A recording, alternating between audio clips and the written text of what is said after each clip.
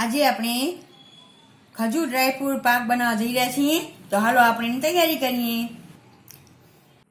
આ મેં 200 ગ્રામ ખજૂર લીધી છે. એમાં અંદરથી ઠળિયા કાઢી નાખ્યા છે. અને ખજૂર છે ને પોચી અને જે સરસ આવે છે ને ઊંચી એ લેવાની.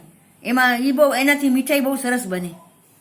આ મેં 2 ચમચી ગુંદ લીધું છે, એને ઝીણો ઝીણો કૂટી નાખ્યું છે.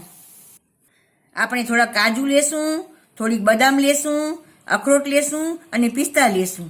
અને આ બીજું આપણે જાયફળનો નાનકડો ટુકડો અને એલાચી 8 થી 10 એલાચી એને કૂટી અને ભૂકો કરી એને પીસી નાખી છે.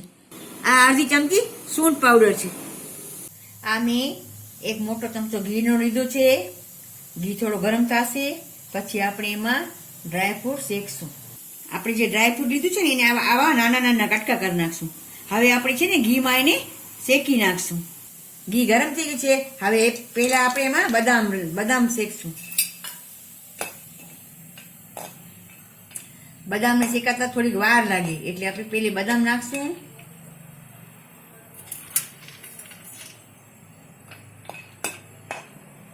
પછી આપણે કાજુ નાખશું.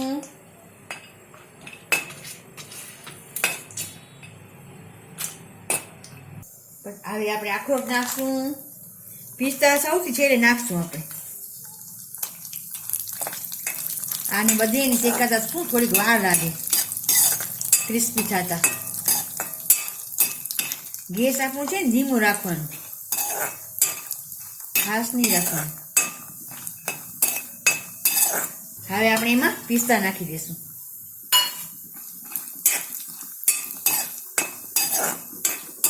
આ જુઓ આપણા હવે શેકાઈ ગયા છે.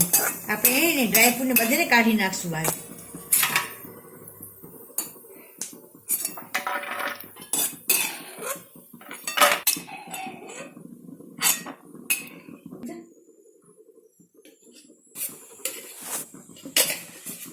આમાં હજી થોડું ઘી નાખશું.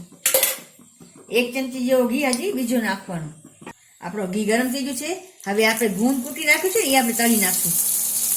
થોડો થોડો કરી નાખવાનો તો શું ગુંદ તૂટે સરસ અને શેકાય તળાઈ સરખો જાય. ગુંદને તળી નાખશું.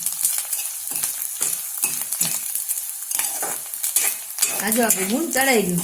હવે ગુંદને પણ આપણે ગેસ ધીમો કરી અને ગુંદને બહાર કાઢી દઈશું.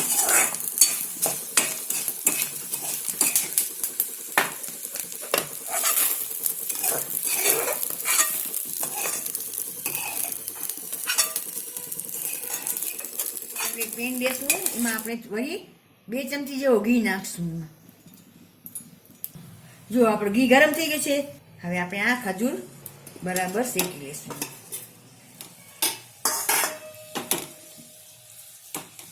ગરમ થશે ને એટલે પોતે નરમ થઈ જશે ખજૂર એકદમ બરાબર. ખજૂર પર થઈ ગઈ. જો મિક્સ થઈ ગયું ને હવે આપણે જે ડ્રાયફ્રૂટ ગુંદ તળી નાખ્યું છે એ બધું આપણે આમાં નાખશું. પેલે આપણે એમાં સૂંઠ પાવડર નાખશું.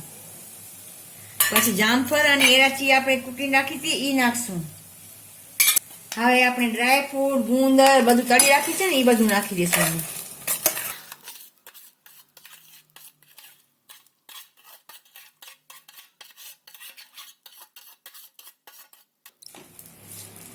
હવે આને છે ને બરાબર મિક્સ કરી લેશું. આમાં છે ને ખાંડ કે ગોળ કશું નથી નાખતા. ખજૂરની જ મીઠાશ છે ને એ જ છે. ડાયાબિટીસ વાળા હોય ને એ પણ આ મીઠાઈ ખાઈ શકે. સુગર ફ્રી છે. જો આપણું હવે આ બધું મિક્સ થઈ ગયું છે. હવે આપણે છે ને એને ઢાળી નાખશું. આ જો ચોકી લીધી છે, ચોકીના ઉપર ઘી લગાડી નાખ્યું છે. હવે એમાં આપણે નાખી અને ઢાળી નાખશું.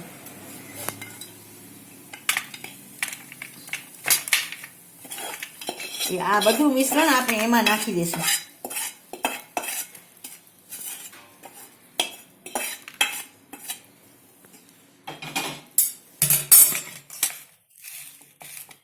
આપણે જેટલો જાડો કરવો હોય ને એટલો જાડો કરી શકીએ છીએ. અને બધેને એકદમ બરાબર દાબી અને મિક્સ કરી નાખશું. ખજૂર ડ્રાયફ્રૂટ પાક બનીને તૈયાર થઈ ગયું. ચોકીમાં ઢાળી નાખ્યું. હવે ઉપર આપણે સૂકા ટોપરાથી ગાર્નિશિંગ કરશું. થોડો થોડો ટોપરો નાખી અને એની ગાર્નિશિંગ કરશું. આપણે ડ્રાયફ્રૂટ તો અંદર ઘણું બધું નાખ્યું છે. હવે ડ્રાયફ્રૂટ લેવાની જરૂર નથી. હવે આપણે ટોપરાના ખમણથી ગાર્નિશિંગ કરશું. પછી જરા ઠંડુ થશે એટલે આપણે એના પીસ પાડી અને સર્વ કરશું. જરાક ઠંડુ થઈ ગયું. હવે આપણે એના પીસ પાડી નાખશું.